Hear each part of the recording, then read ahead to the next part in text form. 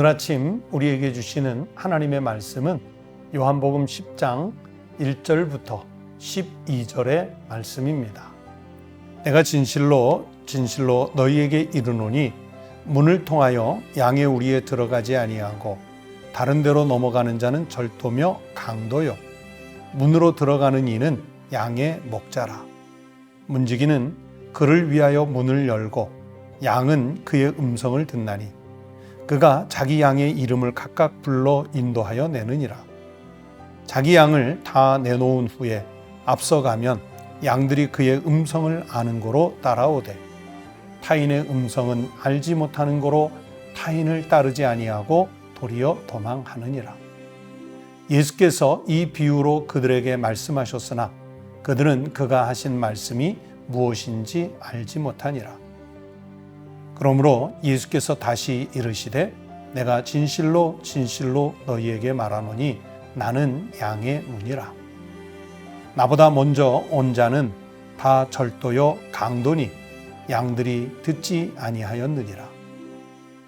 내가 문이니 누구든지 나로 말미암아 들어가면 구원을 받고 또는 들어가며 나오며 꼴을 얻으리라.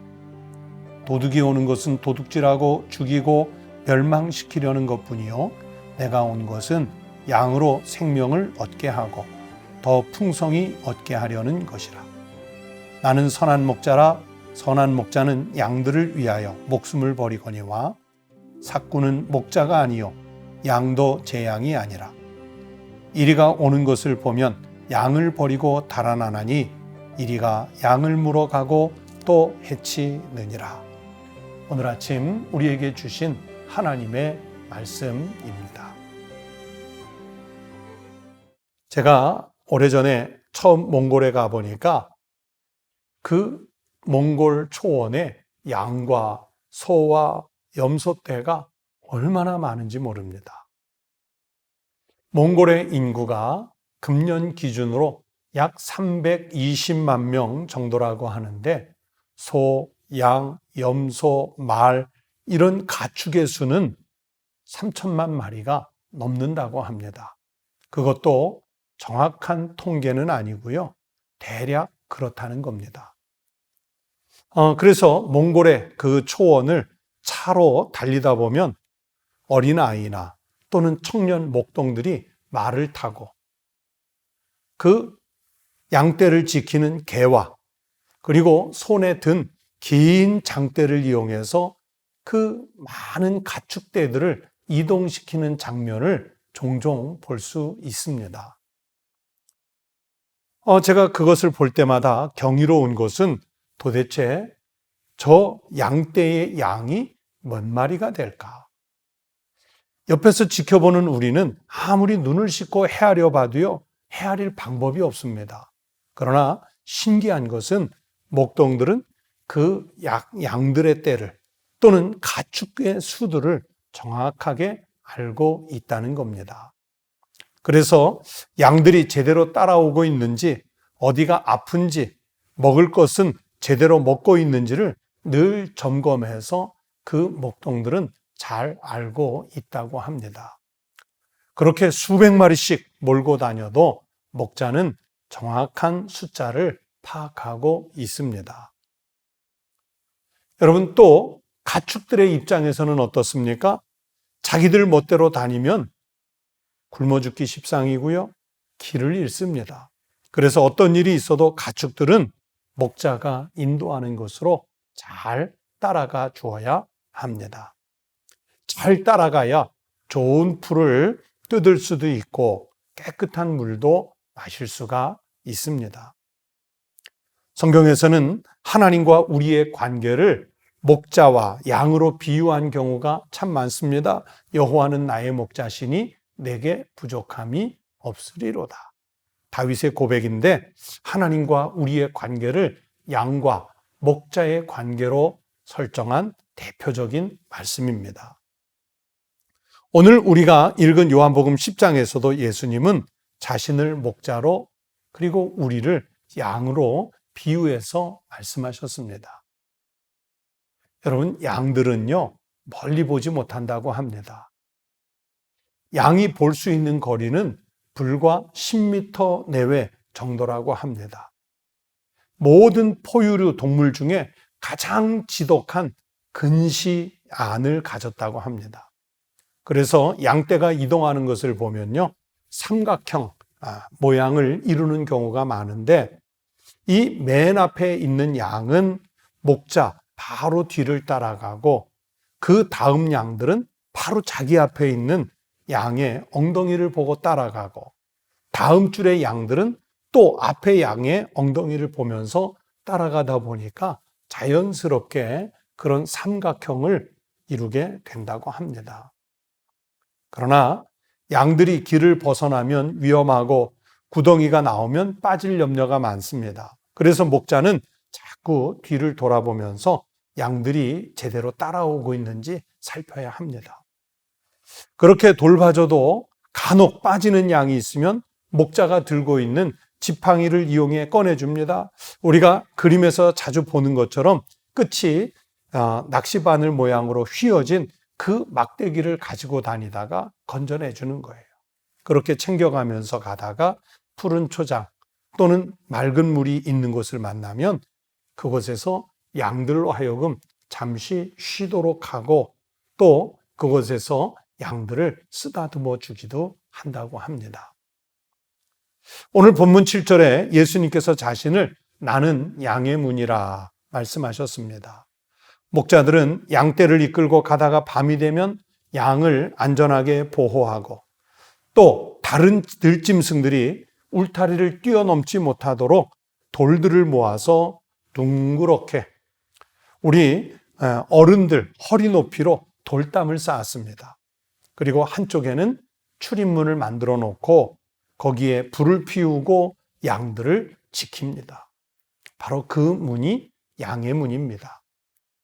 목자가 양들이 안심하고 잘 수 있도록 든든하게 지켜주는 문이 양의 문입니다. 양의 문은 목자가 양들을 잘 지킨다는 상징입니다. 그런데 간혹 어떤 목자는 크고 위험한 짐승을 만나면 양의 문을 지키지 않고 도망을 가는 경우가 종종 있어요.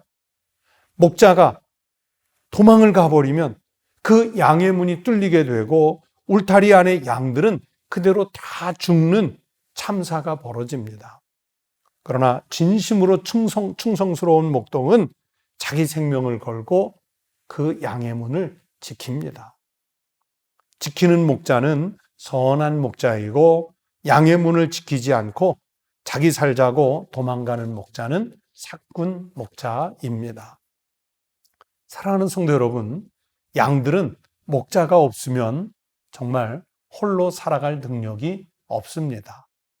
넘어져도 일어나지 못하고 웅덩이에 빠지면 스스로 빠져나올 능력이 없습니다.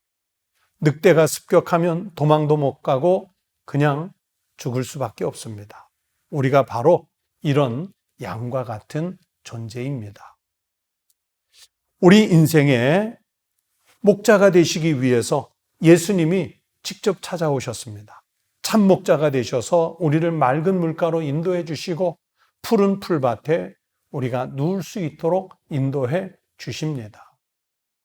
무엇보다도 우리들 한 사람 한 사람의 이름을 기억하시고 불러 주십니다. 내게 가장 적절한 길을 열어주셔서 우리가 항상 형통한 길을 가도록 인도하시는 분이 목자이신 주님이십니다. 우리가 때로 어두운 길을 가면 빛을 비춰서 인도해 주십니다. 내가 병들었을 때, 세상의 풍파에 찌들었을 때는 치유의 영으로 함께 하셔서 우리를 보호해 주십니다.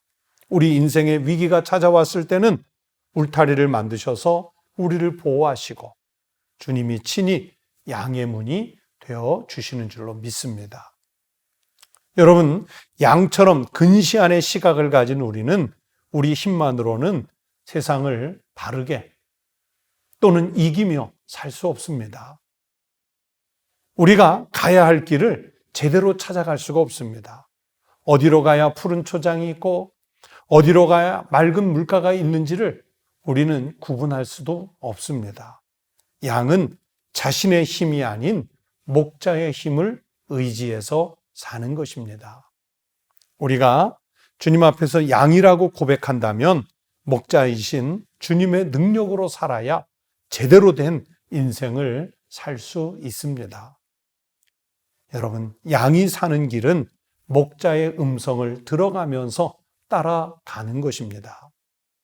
다윗이 시편 23편 6절에서 고백했습니다. 나의 평생의 선하심과 인자하심이 정녕 나를 따르리니 내가 여호와의 집에 영원히 거하리로다.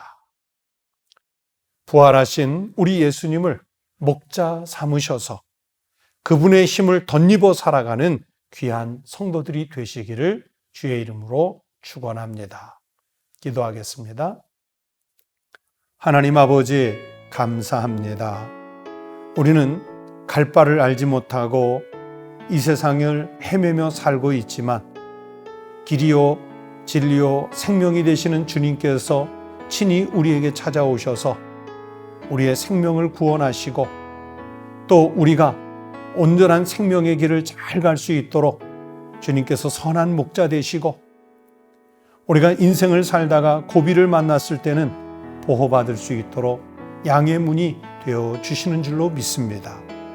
무엇보다도 죽음의 공포에 빠져 헤어나오지 못하는 우리에게 영원한 아버지의 나라에 갈 수 있도록 진히 십자가에 달려 죽으시면서까지 그리고 부활하심으로써 우리가 하나님 아버지의 나라에 갈 수 있는 길을 일러주신 은혜 감사합니다. 오늘도 그리고 남은 생에도 참된 목자이신 우리 주님의 길을 잘 따라서 아버지의 나라에 무사히 당도할 수 있는 주의 양들이 되게 하여 주시옵소서. 부활이요 생명이 되신 우리 주님 예수 그리스도의 이름으로 간절히 기도하옵나이다. 아멘. 여러분, 오늘 아침 함께 기도하실 제목을 말씀드립니다. 첫째는 예수님만을 내 인생의 목자로 삼고 살아가는 믿음을 갖도록 기도하십시다. 두 번째는 고통 중에 있는 우리 국민들과 우리 나라가 부활의 주님으로 인해서 위로를 받을 수 있도록 기도해 주십시다. 세 번째는 이 고난이 빨리 끝나고 일상의 생활이 복구가 되고 또 우리들의 모든 형편들이 안정될 수 있도록 기도해 주시기 바랍니다. 끝으로 네 번째는 오늘은 우리나라의 국회의원들을 새로 선출하는 총선거일입니다. 오늘 총선을 통해 나라와 민족을 위한 진정한 지도자들이 바르게 잘 세워질 수 있도록 꼭 기억하고 기도해 주시기 바랍니다. 그리고 기도하는 마음으로 총선에도 적극 참여해 주시기를 바랍니다. 다 함께 기도하겠습니다.